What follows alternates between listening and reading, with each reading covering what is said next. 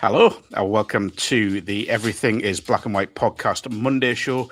We are here to discuss some familiar feelings for Newcastle United and a very, very familiar feeling from a visit to Manchester City. Once again, Newcastle emerging from the Etihad Stadium without a point to their name. It would be churlish to ignore that there were positives from the performance against Pep Guardiola's side, but the upshot is that Newcastle failed to pick up a point. They did score though, Lee, which is a step forward in itself. But just overall, your thoughts on the performance, on the result, and on the experience as a whole that Newcastle had from their visit to the Etihad. Yeah, it was kind of a strange feeling leaving the stadium and sort of walking back to the car afterwards, because normally, you're down and you're dejected after like a typical Etihad sort of battering for Newcastle. But this time I felt completely different. I know we'd lost the game, but I wasn't so downbeat about it all. I felt that the performance was good. I thought there was a lot of positives. I thought they really did give Man City a good test. But there was also a little dose of realism as well that, at any stage, Man City can put their foot on the gas and turn things up. And I think while they did try, they also, they had some big chances towards the end. I think Foden and Haaland forcing Nick Pope into a good save. So I don't kid myself completely. I just think it was a better performance, as you say. It was a little bit of slight sort of progress in terms of not a complete submission. But again, as you say, the final outcome, exactly the same. 0 points on the board. Obviously, Newcastle going to the Etihad on the back of two really challenging away days. Well, three really, Tottenham, Villa, and then obviously Qarabag in midweek. Did you expect maybe more changes to the starting lineup? I mean, I know Eddie Howe's options are really limited by injuries and such like at the moment, but did you expect maybe a few more changes from the side that faced Qarabag? I thought he might tweak it a slightly bit more, but I realise he's, people like Kieran Trippier are, they're kind of running on empty, and he's got no choice but to continue to play him in that position. There's certain parts of the team that can't be tweaked. There's certain areas that could probably be freshened up, but I always believe you should go with whatever you think your strongest lineup is. And it's always important to do that, you know what I mean? So yeah, it's a really difficult one for Newcastle in terms of the defeat, but also the squad rotation is something that Eddie Howe's quite limited to do at the minute.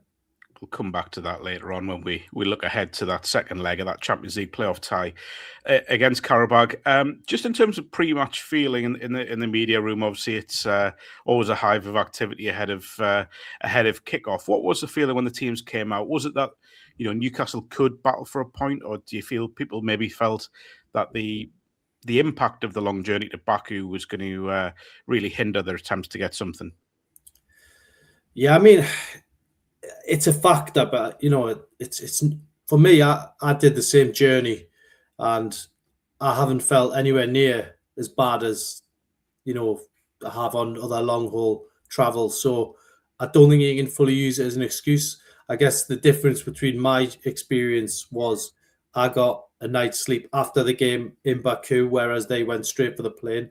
I don't know how much quality sleep you can get on a plane.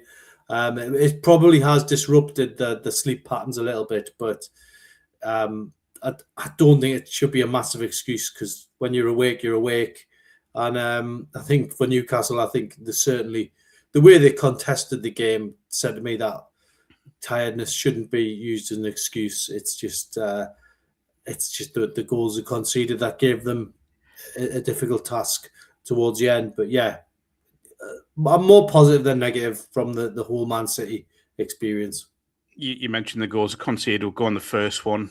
Nico O'Reilly, one of England's brightest talents, unquestionably shown just how good he is. However, I feel there's an element of frustration about the goal from Newcastle, because I thought they got opened up too easily. I thought they were a little bit naive going forwards and got hit.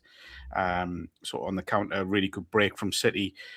But the big frustration, and I know I'm always wary of criticising goalkeepers too much, but I think Nick Pope at his best probably saves that. He gets a good hand to it, but can't get it around the post. Do you think am I being too critical there, a bit too harsh on Nick Pope?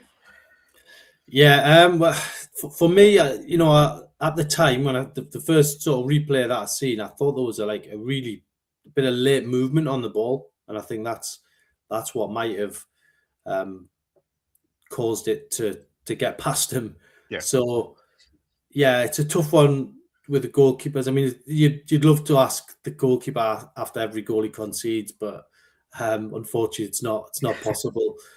He may feel he could have done better, but I do think that last very late bit of movement might have just beaten him. And maybe the fact that O'Reilly doesn't actually take a touch, he just hits it first time. The ball, maybe he was expecting him to take a touch. I don't know. The ball was like a perfect pass, and he was able to just open his body up a little bit and then fire it home. And as you say, he is an unbelievable talent. So. And he's also a player that we don't know everything about at the moment because he's so young and fresh to the scene. And yeah, it was just a great goal for them, I guess. But for us, it just gave with that mountain to climb early on. I've just been watching Ref Watch on Sky Sports News. We will come back to this twice in the remainder of the episode, and they were discussing Lewis Hall's equaliser. Now, you've got Dermot Gallagher on there, who is a former Premier League and FIFA referee, with Jay Bothroyd, obviously the former Coventry and Arsenal striker. And they were talking about the equaliser, and Jay Bothroyd was insistent it should have been disallowed for Joe Willock standing in Donnarumma. Sorry, I completely forgot who the City goalkeeper was. In Donnarumma's eye line. Now, I can't get my head around why he thought that should be disallowed, because there was about 8 players in front of him. Not just Joe Willock, who was offside, admittedly, but you had 4 City defenders, which Dermot Gallagher pointed out. For me, I saw no reason why the goal should be disallowed. But looking at overall, a great moment for Lewis Hall. I mean, his first one of the season. I would argue possibly Newcastle's player of the season so far. At that moment, it felt as if Newcastle had momentum once they got back into it. Yeah, it did. It was unbelievable scenes in the away end. I was kind of glancing over there and thinking, wow, first goal here for so long. And I thought Newcastle could perhaps go on from there and make it even more difficult for Man City. In terms of the referee stuff, it's almost like the same. We can't have anything, is it? We can't enjoy anything. We can't even enjoy equalising at the Etihad Stadium because of a slight infringement. I mean, some of the things that are happening are just incredible. I mean, without sort of drifting too far off topic, I mean, the Joe Willock sort of offside at Tottenham by a very small margin, and then the Liverpool goal yesterday gets given by the small margin. So that there's no consistency. It's starting to get baffling. It's almost like whatever mood the officials are in on the day. And yeah, so thankfully that one, we didn't get that moment taken away from us. But there was obviously, I'm sure you're going to come on to other episodes during that game. So I'll not stop you from doing that. Again, and I keep using this word, this frustration with Newcastle that they got back into the game. They fought to get back into the game. I actually thought that they played really well and reacted really well to falling behind, got the rewards, but then, parity was short-lived. Again, another what felt to me like a really avoidable goal. Me and Andrew on the Monday show, we always talk about Newcastle midfielders not tracking runners and not marking the men. And the second goal felt a little bit like that, how O'Reilly's just ghosted in, obviously got above Kieran Trippier. I mean, it's a good finish again, but it felt like frustration. Newcastle just allowed an opposition to score just a little bit too easily for my liking. Yeah, I get where you're sort of coming from. It's just one where all season there's been incidents like that. Newcastle haven't looked as defensively assured as they should be in pretty much all the games, really. I mean, it's if you go back to the start of the Eddie Howe era, when you've got that famous picture of the back four and Nick Pope all hugging each other after keeping a clean sheet. I think it was against Everton, where it was just a very slender 1-0 win. Newcastle aren't close to being that team. The sort of defensive solidity and just happy to win 1-0 and all that sort of stuff, they're not close to that. They're much more open. And I think because they go in pursuit of goals, then this is the consequence at the other end, that you are going to be left short. I mean, there was a few times where there was just a simple, easy ball, and it was just undoing Newcastle, and you had pretty much all of them running back the other way, facing their own goal. It was just, there was too many incidents like that. So I think Newcastle are just trying to, it is a bit, it's not exactly like the Entertainers, but it's, there might be a few bits from the Entertainers playbook in the tactics at the minute. But yeah, I would like to see Newcastle be a lot more solid and resolute at the back, but I can't defend them on it, I'm afraid. Well, yeah, it's. I mean, I look at it sort of dissecting the goal. I just think Haaland's got the cross in too easily. You know, it's a floated cross as well, which it's not like one that's been whipped in. So I just feel as if that's a little bit more easy to defend than one that is whipped in. And then, yeah, O'Reilly, I mean, he is a big lad. You know, he's got above Kieran Trippier, as you'd expect him to. But I just feel as if, again, just not tracking, midfielders. Midfielders. Right, I was trying to avoid referees too much, but I don't think we can. Newcastle should have had an equaliser just before half-time. Dan Burn with a header, brilliant ball in from Sandro Tonali, I have to say, first and foremost, and a brilliant header from Dan Burn, getting to the ball before Donnarumma. However, given offside, but it is the circumstances that led to the offside which have provoked a lot of debate and a lot of looking towards the rule book. Again, I will fall back on Dermot Gallagher, what he said this morning on Ref Watch, which was that Ruben Dias has absolutely pushed Dan Burn into an offside position. However, because the ball wasn't in play when he pushed him, there's nothing that could be done. That was his explanation for it. I just, again, I'm sorry I keep saying this word, but so frustrating that this has been allowed to happen. Whether it should be a retake of the free kick, I don't know. But it just feels so harsh on Newcastle once again. Yeah, I mean, Eddie Howe in his press conference afterwards said that, he'd never heard of this. He's never seen this before. I guess the VAR, just to sort of go back to it, he was in push or no push, he was offside, so they couldn't give the goal. So therefore, then you have to go back to the actual stupidity of the rules, that you can basically commit a foul, but it's a sort of it's fine because it's not active. So it's absolutely stupid. There's no two ways about it. And maybe if that is the case, then, and I was a head coach of any team, I would say, right, guys, use that to your advantage, because this one's for nothing. You're not gonna get booked. You're not going to concede anything. Just give them a good shove in the box, because there's nothing in the rules to stop it. And if we've got to go off a completely a book of stupidity, then then be it. So maybe Newcastle need to learn from it and use it moving forward, because there's certainly nobody is doing Newcastle United any favours this season. They're happy to just take advantage of where Newcastle are at the minute. So yeah, I'm as baffled about it as everyone else. Maybe Newcastle need to be a little bit more streetwise, I guess, would be what you would say. 100%. Just staying with Burn, I'm sure, like myself, you sort of got into football sort of late 80s, going into the 90s, when there was all these tussles between centre backs and strikers that we don't see too often these days. But I thought the Burn and Haaland kind of sideshow was one of the real eye-catching sort of aspects of the game. And I've got to be honest, as someone brought up on those battles between, I remember seeing Shearer and Colin Hendry and all this sort of stuff. To me, I loved it. I know there was a lot of talk about it in the game, and fouls and pushes and pulls. I absolutely love watching that, I've got to be honest. Yeah, I mean, it's that era, isn't it? That if sort of pre 1990 World Cup, If you rolled round on the floor on a football pitch, you'd have just been ridiculed. You wouldn't have got any. The referee wouldn't have had any sympathy for you. No, if you'd have tried to simulate anything or exaggerate anything, you'd have got nothing. Yeah. So this was something quite refreshing that they were allowed to kind of go at it a little bit.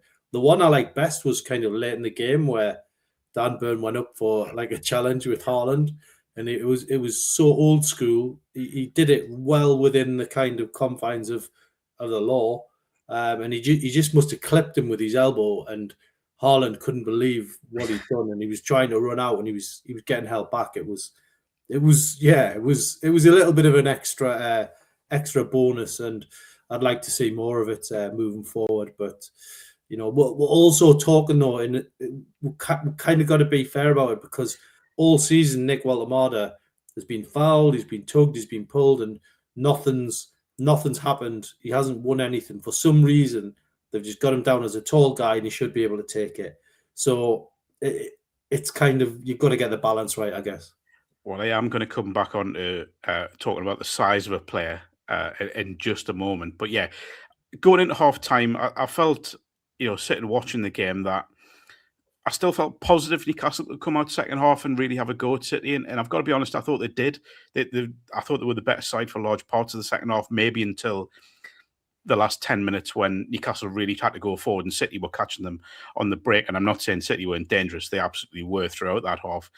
But I thought Newcastle can look back on that second half and with a lot of positivity, the Penn City back, maybe just didn't create enough, which feels like the story of the season. Yeah. I think they've just got to be more clinical. That's the way I'm looking at it. I mean, they created the Carabao Cup game where they went clean through a couple of times. Didn't take the chances. Anthony Gordon in this game had, before the equaliser, had that chance where he just hits it straight at the goalkeeper.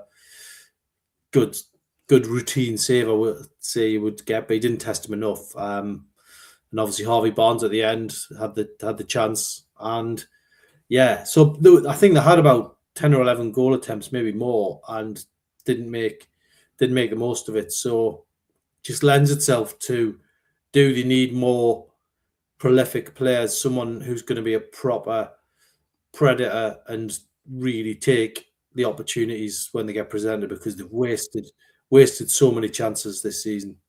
Yeah, one of those chances came with that Lewis Hall free kick as well, which I think some Newcastle fans, certainly my son watching the game, thought it was in. It had gone in. Brilliant free kick.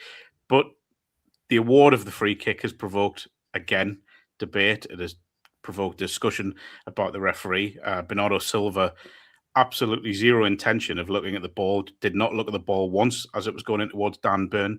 I actually think it's a dangerous challenge. He's gone into Burn at chest height, full force. That, to me, feels a little bit reckless, I've got to be honest. I'm not saying it should be a straight red card at all. What I am saying is I think, to me, that is a definite yellow card. Now, again, I will fall back upon Ref Watch from Sky. Jay Bothroyd made the point that had it been the other way around, because of Dan Burn's height compared to Bernardo Silva's height, Burn would have got a yellow card. But because Silva, and I say this as someone vertically challenged, I can say this, because Bernardo Silva is short, let's be honest, he's kind of got away with one a little bit because of his physical stature compared to Burn, which I find absolutely puzzling. Yeah, so it goes back a little bit to what I'm saying about Nick Walter. He's 6'6", and whenever he gets fouled or pulled, it's almost like, well, he's a big lad, he should be able to handle that. And this is exactly the same. He's he's only a small lad and he's a big lad, so that shouldn't be a yellow card. It's just absolutely ridiculous. A foul should be a foul. A yellow card should be a yellow card, and he'd already been booked, and he's fouled him, so he should be off the pitch. It's as simple as that, really. But I just think that the referees now, they're just confused because they're scared to do anything, and then there's the VAR team who sometimes are equally scared to do something, and the consequences, we're just getting rubbish decisions. And let's be honest, Premier League football, it's not cheap. It's not cheap. You're paying for a quality product, and the officials, I don't like having to go to officials too much because I know it's a tough job. but they need more help. They need more support. They need more guidance because we're just getting rubbish decisions, and you're not getting the quality for money. There was people sitting in front of the press box. They would go to that tunnel club at Man City. They paid hundreds and thousands for those seats and to be wined and dined and all that. But the product you're watching it's almost a little bit amateur on the pitch because of the decisions that are being made. So yeah. The one thing I will say, I think we've got ourselves into a position as a game, not just Newcastle or Man City, or referees, that sometimes I think supporters and kind of maybe even media think that if someone's on a yellow card, their next foul is instantly going to be another yellow card. That's kind of not how it works. There was a little bit of an incident with Dan Burn, wasn't there, where he'd been booked early on. Yeah. And then I think he pushed Haaland as they were tussling for the ball on the touchline. I think it was in the second half, like early second half, and there was calls for a second yellow card. I'm like, that's not a yellow card. Like it's a little push. Yeah. On the touchline, it's not as if he's gone two hands in his back and whatever, or kicked him or anything like that. But the silver one is a credible claim for a yellow card. I am trying to not be biased here and call it down the middle as I like to, but to me that is a dangerous challenge. He's gone in Dan Burn's chest. He's in the air as he's challenging. No eyes on the ball at all. He's completely facing away from the ball. To me, it just seems like an absolute nailed-on yellow, which would, as you say, be a second yellow. I mean, in terms of Eddie Howe's post-match press conference, I assume it was asked what did Eddie say? Well, he kind of said that he didn't say it because he was probably complaining about something else, and he doesn't like to complain too much about referees. Which, to be fair, he doesn't. It doesn't get you anywhere. It's a complete waste of energy complaining about anything. It just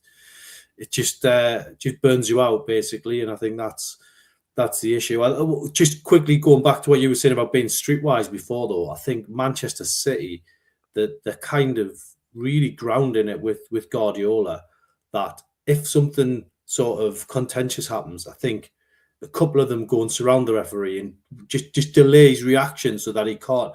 They're so clever, and streetwise is exactly the right word. Kieran Trippier does a bit of it for Newcastle, but we don't do it enough, and I think that we need to take advantage and try and take the sting out of situations like that when they come our way. Newcastle, if they go back and look at that game, they could probably learn 5 or 6 things from the way Man City go on. But yeah, it's a game that certainly stirred up the emotions.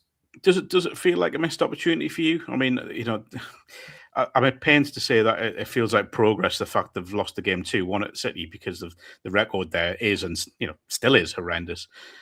But I came away from it thinking, if they were, as you said, you called it clinical, if they were clinical, a point there would have been an unbelievable result to round off what has been a brilliant sort of 10 days to 2 weeks for Newcastle. Oh, it would. I mean, a point would be, worth its weight in gold. But I just look at the fixtures we've had. Obviously, Tottenham away, Villa in the Cup, Qarabag, and then this one. If you look at them as a 4 and you said, we'll beat Tottenham, we'll get through in the Cup, and we'll be pretty much through against Qarabag after the first leg, you'd say one of them was going to give. And, you would probably have accepted maybe 2 draws from Tottenham and Man City. So we're kind of 1 point in credit. So I don't know. I'm just happy with the way the team have gone in the last 4 games. I look at it as a kind of a package. But on the night, yeah, disappointing not to get a point. But how many times have we walked away from the Etihad Stadium feeling disappointed not to have got something? You normally just accept it and you can't wait to get out of there. So yeah, it's I'm trying to be philosophical going into the last leg of the season. Yeah, I think that's the best approach. Before we move on, big thank you to NordVPN, our sponsors. Hit the link in the podcast description box to get a discounted offer on your NordVPN plan. One subscription can be used across 10 devices, and there's no risk with a 30-day money-back guarantee. That exclusive discount can be found by clicking on nordvpn.com/tune. We'll look forward now. Next on the agenda for Newcastle is that second leg against Qarabag. But I will wind it back 7 days, because this time a week ago as we record, Lee. You were making your way to, was it Amsterdam, then Amsterdam to Istanbul, then Istanbul to Baku, a long trek to Azerbaijan. But you have done a vlog, which is available on YouTube now. You can go and see Lee's journey from Newcastle to Baku and back. Just quickly, the overall experience for yourself, for Newcastle fans, seems to have been one where they've fallen in love a little bit with the city here. Oh yeah, it was incredible. It was I obviously got there very early hours of the morning last Monday.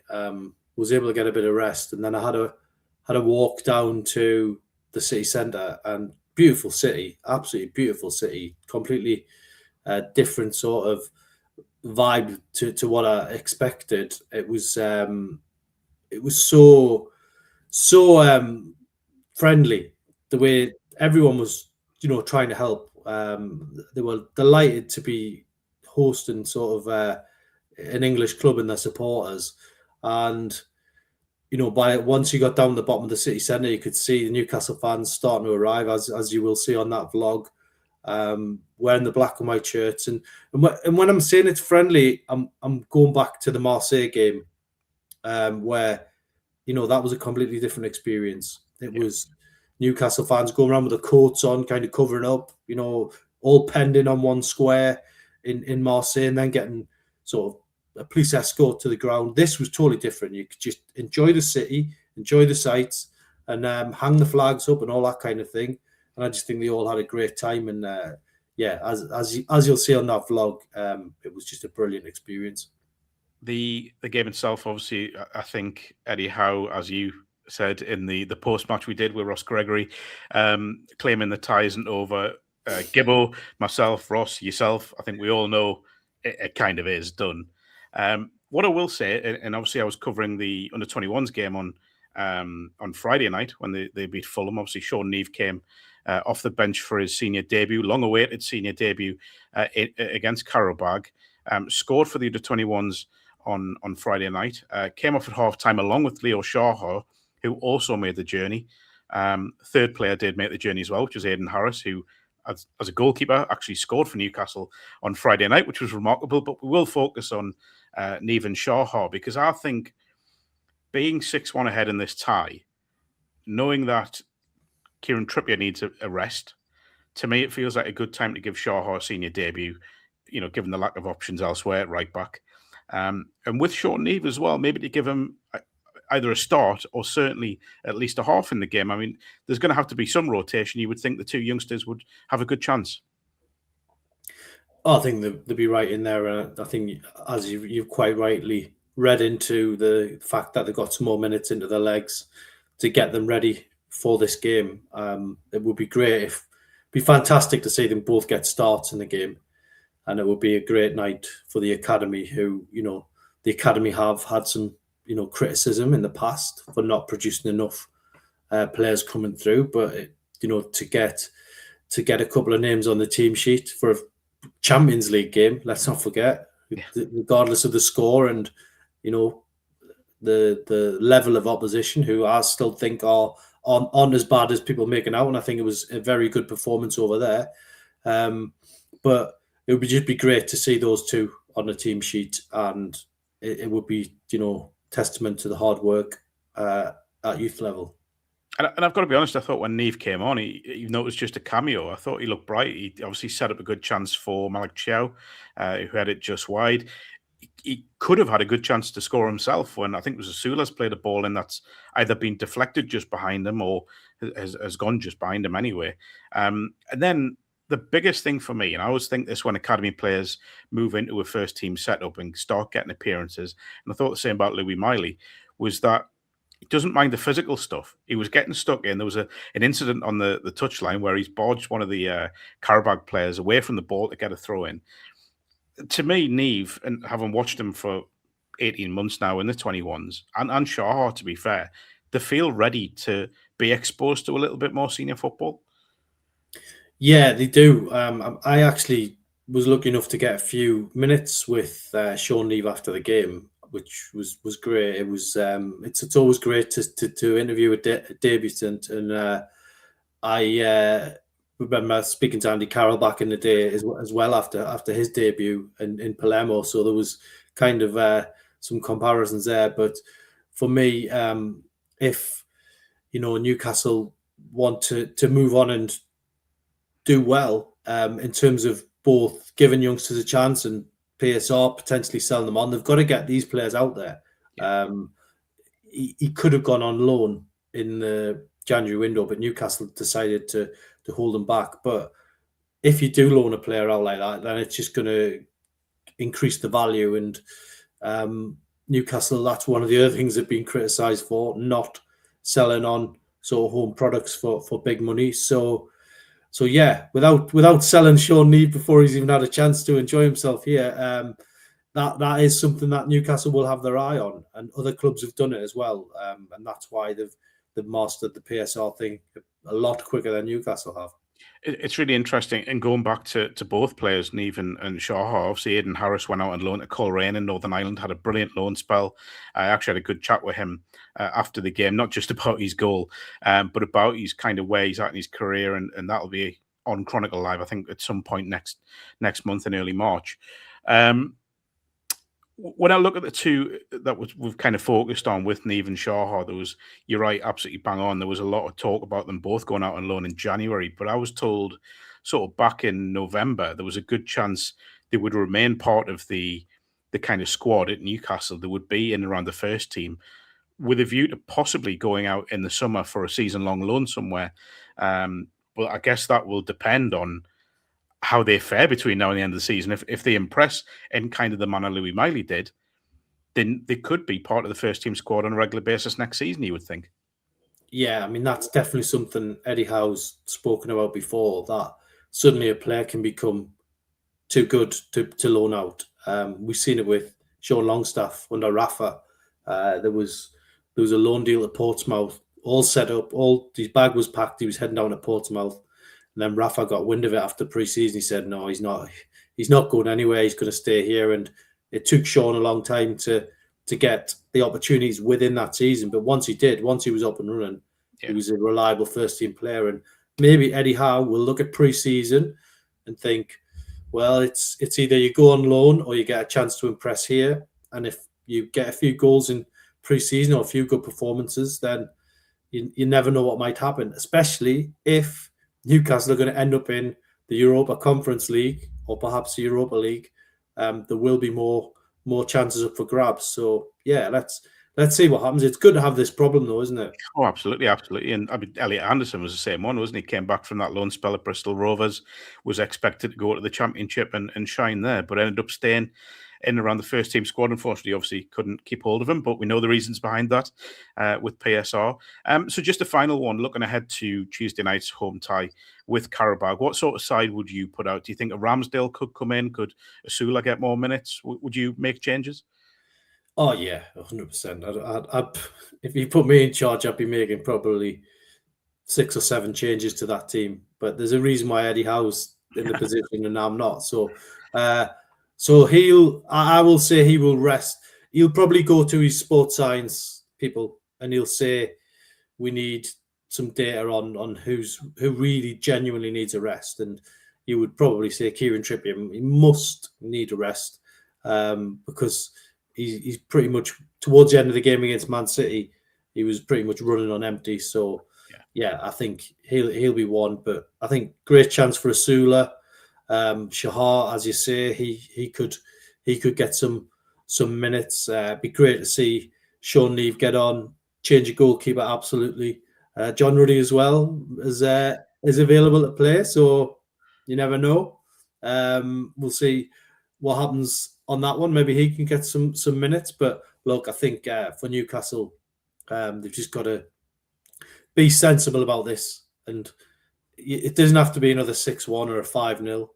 It just needs to be get the job done and get through without any controversy, and should be fine. It reminds me a little bit of Royal Antwerp back in the day, 5-0 up from the first leg, and then a 5-2 win at home at St James's Park. I think even when Antwerp pulled a couple of goals back, they got a cheer. So maybe it can be that kind of carnival atmosphere again. Who knows? Yeah, it'd be nice going to St James's with no nerves and no no concern or worries about what could lie ahead. Having said that, if Qarabag get an early goal, then I dare say the more mature Newcastle fans may well start getting a bit edgy because of experiences of the past. But it would take a long stretch for Qarabag to get back into this tie.